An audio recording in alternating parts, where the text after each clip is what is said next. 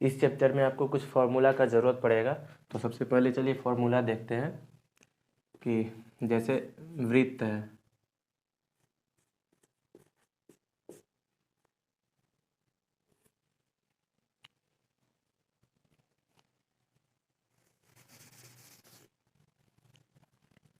जैसे ये एक सर्किल है,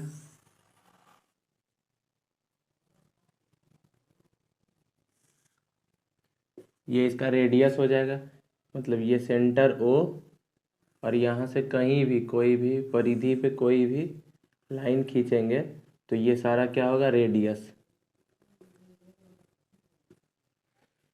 तो सबसे पहला हो जाएगा वृत्त की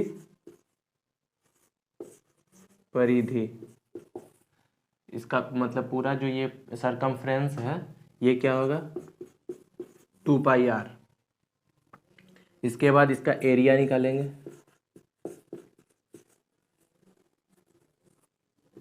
वृत्त का क्षेत्रफल, क्षेत्रफल क्या हो जाएगा, πr², πr² हो जाएगा। यही अगर रहेगा अर्धवृत्त,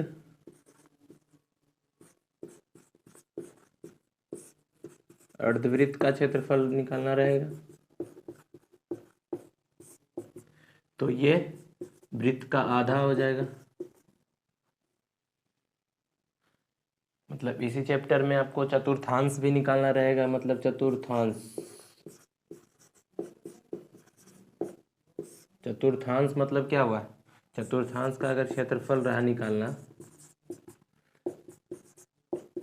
तो चतुर्थांश कहने का मतलब कि जैसे कि ये एक पूरा वृत्त है, इसका व्यास अगर ये ले लेते हैं तो यहाँ से यहाँ से जो आधा भाग होगा ये वाला, मतलब वृत्त का एक चौथाई हिस्सा ये हो जाएगा।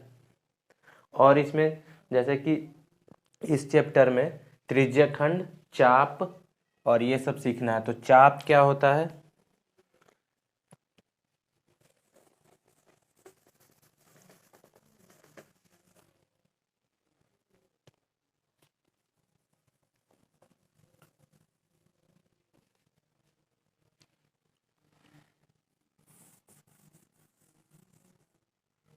तो ये एक जैसे सर्किल है, तो सर्किल में सेंटर ओ है, तो यहाँ पे कोई भी जैसे एक लाइन जो होता है तो ये हो गया चाप, इसको सपोज दैट मान लेते हैं ए बी। तो ए बी जो है ये चाप है, चाप की लंबाई। और अगर इस वाले जगह से यहाँ से इसको मिला देते हैं और यहाँ से इसको मिला देते हैं तो ये जो है ओ ए बी, ये तो एक त्रिभुज होगा वृत्त के अंदर। लेकिन यही अगर यहाँ पे कोई बिंदु P मान लेते हैं तो ओ ए पी बी क्या हो जाएगा, ये त्रिज्यखंड हो जाएगा, त्रिज्यखंड हो जाएगा, ओ ए पी बी त्रिज्यखंड हो जाएगा। चाप क्या हो जाएगा, चाप की लंबाई ए बी हो जाएगा, मतलब ए से बी के बीच में लंबाई जो है। तो त्रिज्यखंड जो है, त्रिज्यखंड, तो त्रिज्यखंड का क्षेत्रफल, और ऐसे ही वृत्तखंड होता है तो एक तो हो जाएगा लघु वृत्तखंड, तो लघु वृत्तखंड में तो ये वाला हो जाएगा, ये जो नीचे त्रिज्यखंड के जो नीचे बनता है ये वाला हिस्सा, ये लघु वृत्तखंड, लघु त्रिज्यखंड। त्रिज्यखंड के नीचे जो बनेगा लघु वृत्तखंड, और ये जो है ये पूरा हिस्सा ये दीर्घ वृत्तखंड होगा। मतलब वृत्त जो है, सर्किल जो है, इसका बड़ा वाला हिस्सा दीर्घ वृत्तखंड ऊपर वाला हिस्सा होगा, लघु वृत्तखंड त्रिज्यखंड के नीचे वाला। मतलब त्रिज्यखंड के क्षेत्रफल में से त्रिभुज का क्षेत्रफल घटा देंगे तो लघु वृत्तखंड का क्षेत्रफल निकलेगा। तो इसका क्षेत्रफल क्या होगा, जैसे त्रिज्यखंड का क्षेत्रफल निकालना है, त्रिज्यखंड का क्षेत्रफल निकालना है तो θ/360 गुने πr², ये हो जाएगा ओ ए पी बी त्रिज्यखंड का क्षेत्रफल। और यही अगर वृत्तखंड का क्षेत्रफल निकालना होगा, वृत्तखंड कौन सा होगा, ए पी बी वृत्तखंड का क्षेत्रफल,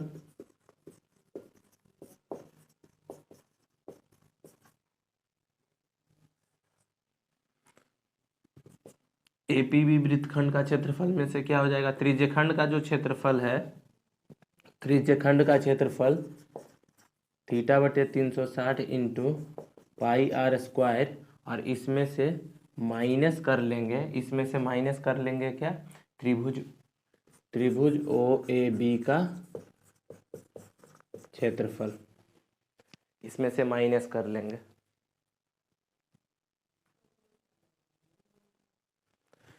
तो इस तरह से त्रिज्यखंड का क्षेत्रफल निकाल सकते हैं। और लघु वृत्तखंड का, दीर्घ वृत्तखंड का क्षेत्रफल क्या होगा, मतलब दीर्घ वृत्तखंड का क्षेत्रफल, ये दीर्घ वृत्तखंड,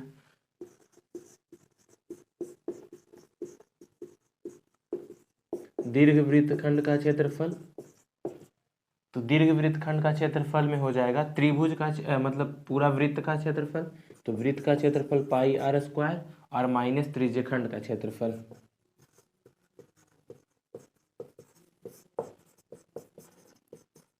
त्रिज्यखंड का क्षेत्रफल, तो दीर्घ वृत्तखंड जब निकालना रहेगा तो वृत्त का क्षेत्रफल में से त्रिज्यखंड का क्षेत्रफल घटा लेंगे।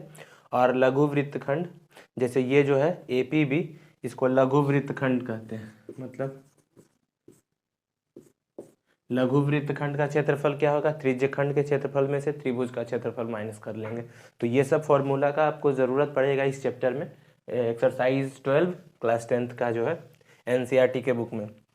और इसमें जैसे होगा चाप की लंबाई निकालना रहेगा, तो चाप की लंबाई कैसे निकलेगा,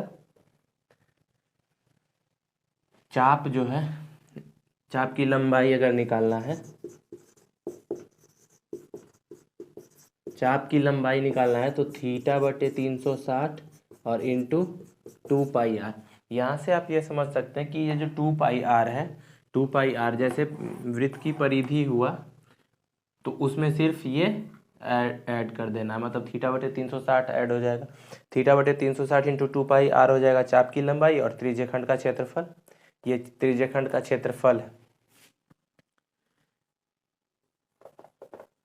त्रिज्यखंड का क्षेत्रफल, त्रिज्यखंड का क्षेत्रफल θ/360 इंटू पाई आर स्क्वायर हो जाएगा, लघु वृत्तखंड का क्षेत्रफल और दीर्घ वृत्तखंड का क्षेत्रफल। तो इतना से आपका ये एक्सरसाइज समाप्त हो जाएगा, इतने फॉर्मूला का यूज़ करके। इसमें कहीं पे हो सकता है वर्ग का क्षेत्रफल, तो वो तो आप लोगों को पता ही होगा कि वर्ग का क्षेत्रफल भुजा स्क्वायर होता है, वैसे ही त्रिभुज का क्षेत्रफल, समबाहु त्रिभुज का क्षेत्रफल, ये सब का ज़रूरत पड़ेगा। तो इस पूरे एक्सरसाइज में आपको इस फॉर्मूला का ज़रूरत पड़ेगा, तो इस फॉर्मूला को एक बार ध्यान से देख लीजिए, उसके बाद चैप्टर कंटिन्यू करते हैं।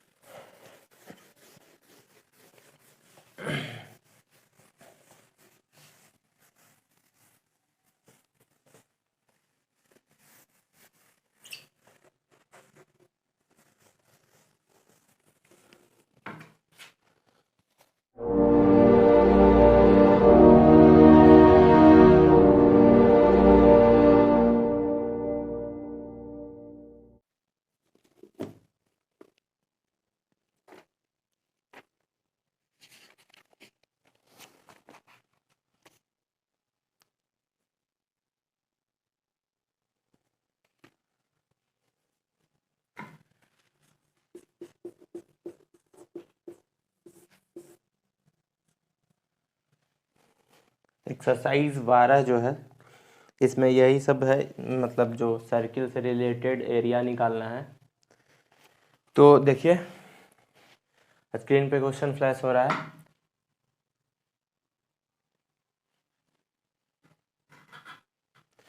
हाँ, तो क्वेश्चन नंबर 1 देखिएगा।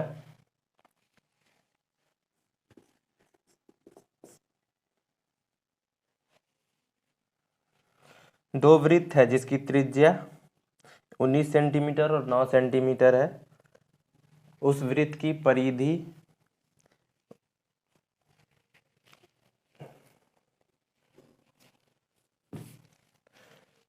क्वेश्चन में कहा जा रहा है कि दो सर्किल है,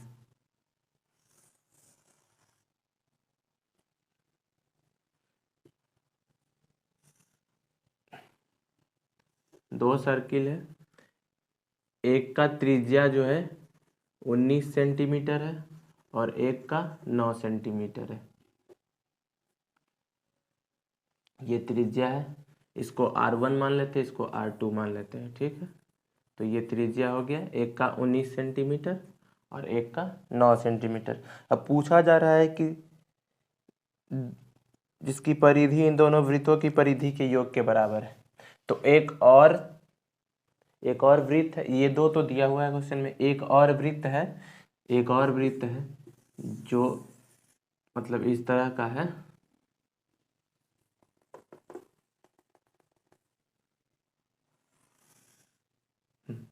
इस तरह का है, जिसका त्रिज्या जो है कैपिटल R मान लेते हैं।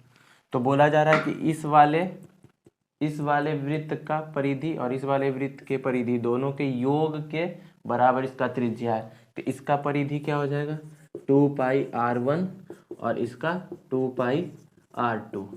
तो इसका क्या हो जाएगा, 2 पाई R। यहाँ से देखिए 2 पाई जो है कॉमन हो जाएगा, तो R1 प्लस R2 जो है वो 2 पाई R के बराबर। यहाँ से 2 जो है पाई से कैंसिल आउट होके R1 प्लस R2, R1 कितना है 19 और R2 कितना है 9, ये R के बराबर हो जाएगा। मतलब R बराबर कितना हो गया, 19 एक 20 और 8 28।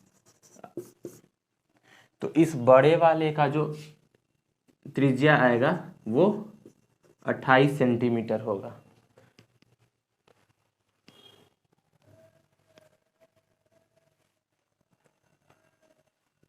तो इस तरह से हो जाएगा। इसी तरह से अगर एरिया भी रहता तो वो भी कॉमन हो जाता। अगर बोला जाता कि इस दोनों के एरिया जो है, इस दोनों की एरिया का योगफल इसके एरिया के बराबर है, तो उस कंडीशन में भी पाई R स्क्वायर जो होता तो पाई के कॉमन हो जाता दोनों में। तो अगला क्वेश्चन जो है उसी टाइप का है।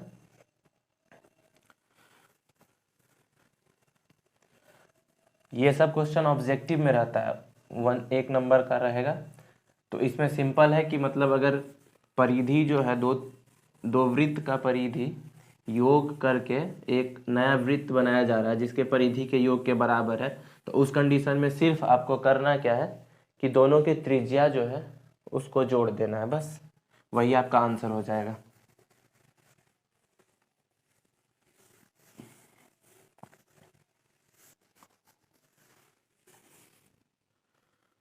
तो दूसरा नंबर देखिए, क्वेश्चन पढ़िए।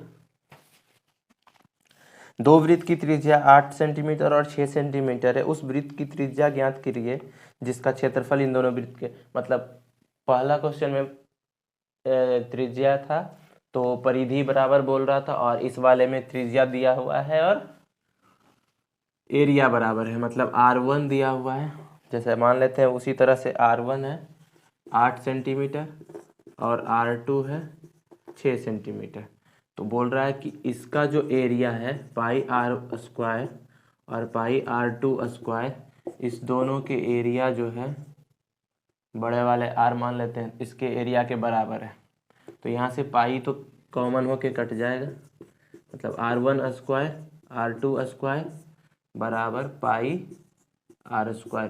पाई से पाई कैंसिल हो जाएगा, R1 के जगह पे 8 है तो 8 का स्क्वायर प्लस 6 का स्क्वायर R स्क्वायर। मतलब R स्क्वायर जो है आर स्क्वायर जो है 8 का स्क्वायर 64 और 6 का स्क्वायर 36, मतलब दोनों ऐड करके 100। तो आर बराबर जो हो जाएगा वो 10 सेंटीमीटर। यहाँ से प्लस माइनस दोनों निकलेगा, लेकिन माइनस में तो हो नहीं सकता है त्रिज्या, इसलिए +10 हो जाएगा इसका आंसर।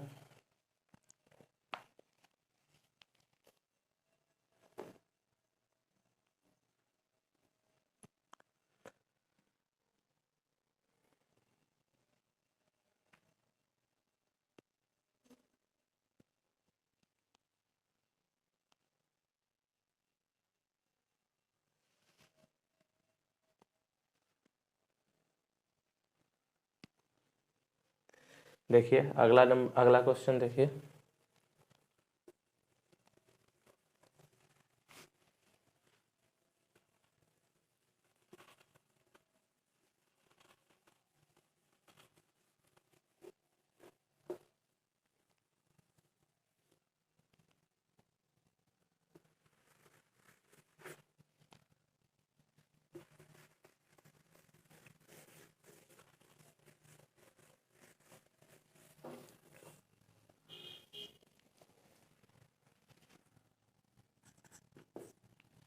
तीन नंबर देखिए, बोल रहा है कि एक यहाँ पे आकृति दिया हुआ भी है, क्वेश्चन में आकृति दिया हुआ है 5 कलर का है, और बोला जा रहा है कि एक तीरंदाजी लक्ष्य को दर्शाती है। मतलब ये जो है पांचों कलर में ये तीरंदाजी लक्ष्य है, मतलब जिसके केंद्र से बाहर की ओर 5 क्षेत्र gold, red, blue, black, white चिन्हित है, जिनके अंक अर्जित किए जा सकते हैं। गोल्ड वाले क्षेत्र का व्यास 21 सेंटीमीटर है। तो देखिए एक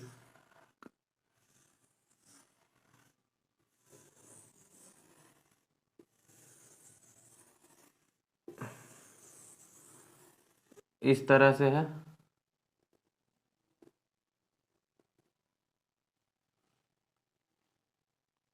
हम्म 5 सर्किल है, ये वाला गोल्ड है, फिर रेड है,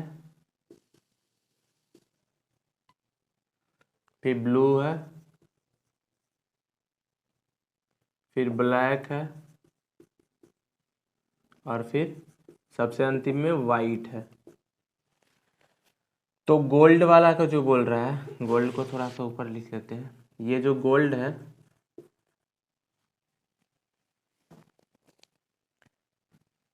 इसका जो व्यास है, मतलब यहाँ से यहाँ तक है, पूरा 21 सेंटीमीटर है। तो त्रिज्या कितना हो जाएगा इसका आधा।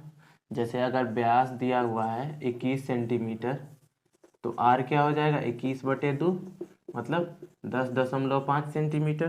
तो इसका जो हो जाएगा 10.5 सेंटीमीटर। अब देखिए बोला जा रहा है कि ये जो जैसे ही बढ़ते जाएगा यहाँ तक बढ़ के आएगा, तो यहाँ से यहाँ तक, मतलब गोल्ड वाले के परिधि जो है उससे लेकर रेड वाले के परिधि तक 10.5, हर एक जो है वो 10.5 सेंटीमीटर। ये जो एरिया है ये 10.5 सेंटीमीटर का है। तो 10.5 सेंटीमीटर बढ़ते जा रहा है, तो इसका क्षेत्रफल, सबका क्षेत्रफल निकालना है। तो सबका क्षेत्रफल निकालना है तो सबसे पहले निकालेंगे क्या, गोल्ड का। गोल्ड का क्षेत्रफल क्या हो जाएगा,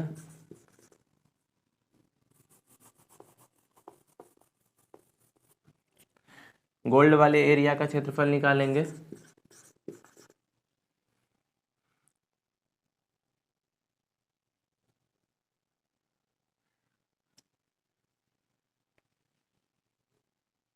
तो हो जाएगा क्या, गोल्ड वाले का क्षेत्रफल निकालेंगे, एरिया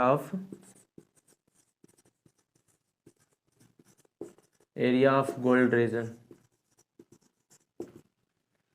πr² होगा। पाई हो गया 22/7, और आर 10.5 है, तो स्क्वायर करेंगे, 2 बार गुना कर देंगे, और ये सेंटीमीटर में है टोटल, तो मतलब ये सेंटीमीटर स्क्वायर में होगा। तो 7 से काट लेंगे, ये देखिए कट के 7 से काटेंगे, 7 एकम 7, 3, 7 पचे 35, 5 तिया 15, 5 दूनी 10 और 2 11, 11 तिया 33, मतलब 33, और ये गुने 10.5। तो ये गुना करके कितना आएगा, इसको गुना करिए, 33 गुने 10 करेंगे तो 330, तो ये हो जाएगा, और 30 150, मतलब 365।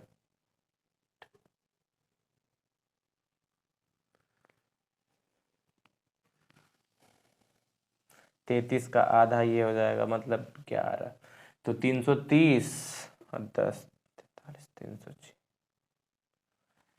तो 346.5 सेंटीमीटर स्क्वायर, ये गुना कर लीजिएगा आप सही से। तो ये हो गया गोल्ड रीजन का। अब रेड वाले का निकालेंगे, अब रेड वाले एरिया निकालेंगे। रेड का निकालेंगे तो क्या हो जाएगा, आर जो हो जाएगा यहाँ से 10.5 और 10.5, मतलब अब जो आर होगा वो यहाँ से लेके यहाँ तक होगा, तो टोटल यहाँ से यहाँ तक कितना हो गया, 21 सेंटीमीटर, मतलब 21 सेंटीमीटर, और एरिया तो इतना ही है, मतलब तो यहाँ से कैसे होगा, पाई आर स्क्वायर जो होगा, तो पाई ये R2 अगर मान लेते हैं तो 21 हो जाएगा, तो 21 का स्क्वायर, और इसमें से घटा देंगे गोल्ड वाले का एरिया, मतलब 10.5 का स्क्वायर, 10.5 का स्क्वायर, तो इस तरह से हो जाएगा। ये तो 22/7 हो गया, 21 का स्क्वायर, मतलब ए स्क्वायर माइनस बी स्क्वायर कर लेंगे, एक बार माइनस एक बार प्लस, तो ये माइनस होके तो एक बार हो जाएगा 10.5, और प्लस होगा तो 31.5। तो ये वाला सॉल्व करके इतना जो सॉल्व करेंगे, तो देखिए इतना को ही यहाँ पे भी सॉल्व किया, 22/7 गुने 10.5, तो ये पूरा सॉल्व करने पे 33 आया, मतलब हर एक पार्ट में 33 तो आएगा ही, 31.5 इतना सेंटीमीटर, इस दोनों को गुना कर लीजिएगा, रेड वाला हो जाएगा। इसके बाद देखिए ब्लू वाला एरिया निकालेंगे, तो यहाँ भी क्या आएगा, पाई करेंगे, फिर 21 है, तो यहाँ तक चाहिए ब्लू वाला, तो फिर से 21 में 10.5 जोड़ेंगे, तो 31.5 का स्क्वायर, और माइनस करेंगे क्या, 21 का स्क्वायर, तो यहाँ से हो जाएगा पाई गुने, ये घट के 10.5 और जुट के 21 1 31 और 32 52.5, तो मतलब 33 गुने 52.5 सेंटीमीटर स्क्वायर, क्योंकि ये वाला इतना इतना का तो हो जाएगा क्या, 33 हो जाएगा। वैसे ही ब्लैक और वाइट, ब्लैक का करेंगे तो पाई, और 31 में फिर से 10.5 जोड़ेंगे, इसमें भी 10.5 जोड़ना है और इसमें भी 10.5 जोड़ के लिखना है, तो 10.5 जोड़ेंगे तो 31 1 32 10 42,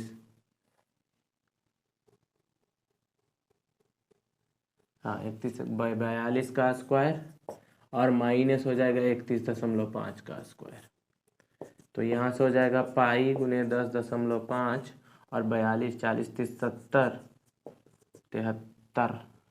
73.5, मतलब ये वाला हो जाएगा 33 गुने 73.5 सेंटीमीटर स्क्वायर। वैसे ही वाइट का एरिया निकालेंगे, एरिया ऑफ वाइट रीजन, तो इसमें हो जाएगा, फिर से ऐड कर लीजिए, 42 में से 10 जोड़ेंगे तो 42 10 52 52.5 का स्क्वायर, और माइनस 42 का स्क्वायर,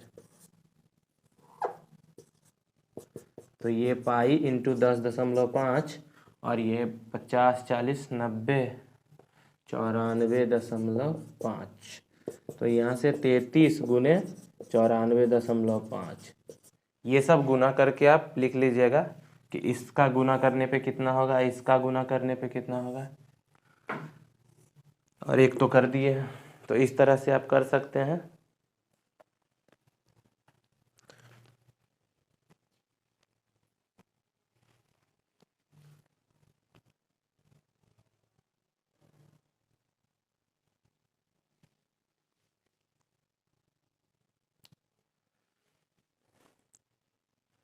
बस सिंपली आपको गुना करना है इसका और लिख देना है कितना आएगा, आंसर मैच कर लीजिएगा, आ जाएगा। तो देखिए नेक्स्ट चौथा नंबर क्वेश्चन जो क्या कर रहा है।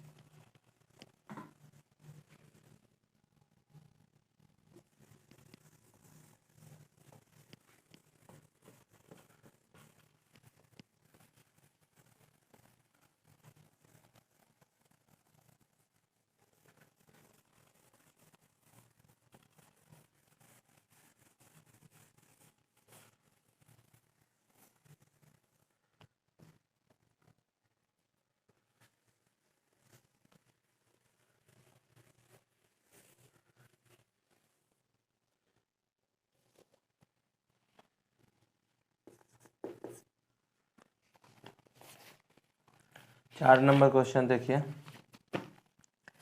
क्या बोला जा रहा है कि किसी कार के पहिए का व्यास, एक कार है जिसके पहिए का व्यास जो है,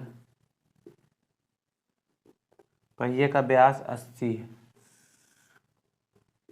मतलब डी जो है वो 80 सेंटीमीटर है, तो आर कितना हो जाएगा, 80/2 करेंगे मतलब 40 सेंटीमीटर।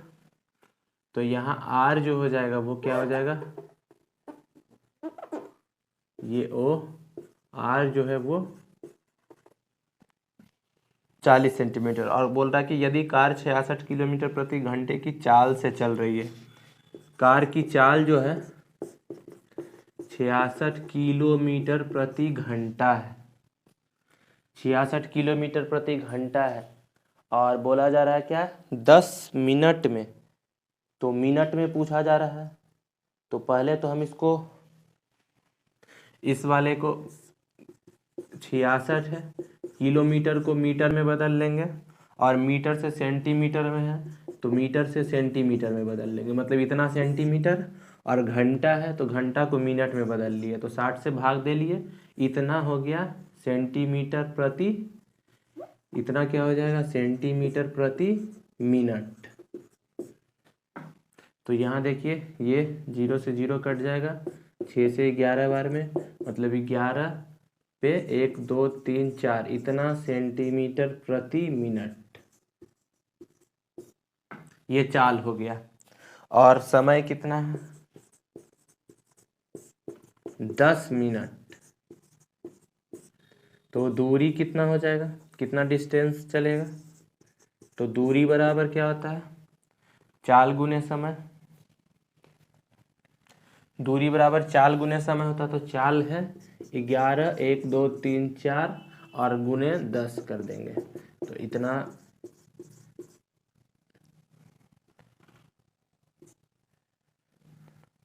हाँ इतना सेंटीमीटर हो जाएगा, इतना दूरी चलेगा। मतलब चाल अगर 66 किलोमीटर प्रति घंटा है और समय 10 मिनट तक चल रहा है, तो वो कुल दूरी जो है इतना चलेगा। तो अब कुल दूरी इतना चल रहा है, तो पूछा जा रहा है कि कितना चक्कर, पहिया जो है, पहिया जो है, जैसे ये पहिया है तो इसका एक चक्कर होना मतलब ये अपने पूरे परिधि के बराबर। तो इसका परिधि जो है, एक चक्कर जो होगा वो क्या होगा, 2πr के बराबर होगा, और r कितना है 40, तो एक चक्कर इतना हो जाएगा। और कुल दूरी चल रहा है, तो एक चक्कर में, अगर एक चक्कर में इतना दूरी तय कर रहा है, मतलब ये सेंटीमीटर सेंटीमीटर, तो टोटल कितना मान लेते हैं कि n चक्कर चल रहा है, पहिया जो है टोटल n बार चल रहा है, n चक्कर चलने में वो इतना दूरी तय कर रहा है, इतना दूरी तय कर रहा है। तो देखिए, तो n इंटू एक चक्कर में 2πr, इतना बराबर जो है इतना। यहाँ भी सेंटीमीटर, यहाँ भी सेंटीमीटर होगा, ये भी सेंटीमीटर में और ये भी सेंटीमीटर में, तो सेंटीमीटर से सेंटीमीटर कट जाएगा, एक जीरो से एक जीरो कट जाएगा। और देखिए अब कटेगा ये n बराबर जो हो जाएगा 7 चला जाएगा ऊपर, मतलब 11 और 2 4, 1 2 3 4 और गुने 7 बटे 2 गुने 22 गुने 4। देखिए यहाँ 11 से 2 बार में कटेगा और 11 से काटेंगे तो इतना बार में कटेगा। अब 4 से काट देंगे इसको तो ये 2500 में कटेगा। तो टोटल कितना आ जाएगा 25 गुने 100 गुने 7 बटे 4। यहाँ से काट देंगे तो 25, मतलब 625 गुने 7, इतना चक्कर होगा n बराबर। तो देखिए इसको गुना करेंगे, 7 बचे 35, 3 7 दूनी 14, 3 17, 1 6 7 42 1 43, मतलब कुल जो है वो 4375, कुल जो है 4375 चक्कर लगेगा। इतना चक्कर में वो 4375 बार ये घूमेगा तो इतना दूरी तय करेगा। इतना दूरी तय करने के लिए 4375 बार चक्कर लगाना होगा।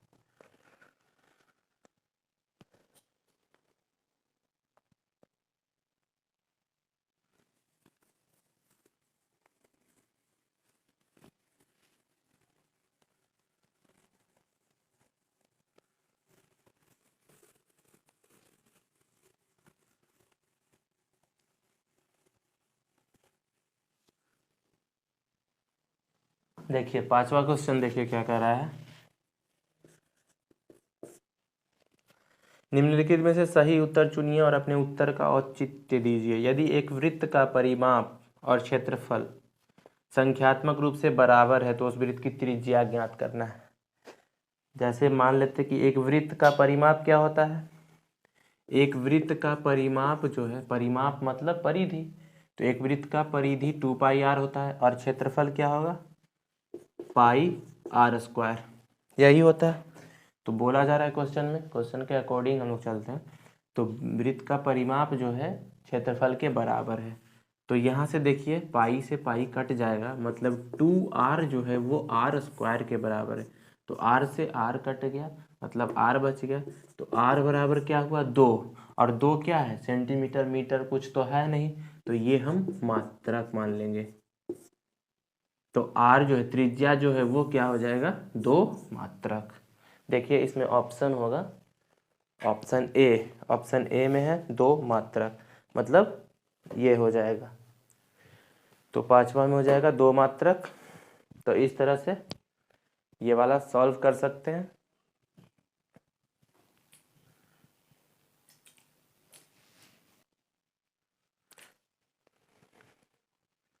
तो चलिए आज यहीं तक रहने देते हैं और बाकी अगले दिन अगले चैप्टर कंटिन्यू करेंगे। तो ठीक है।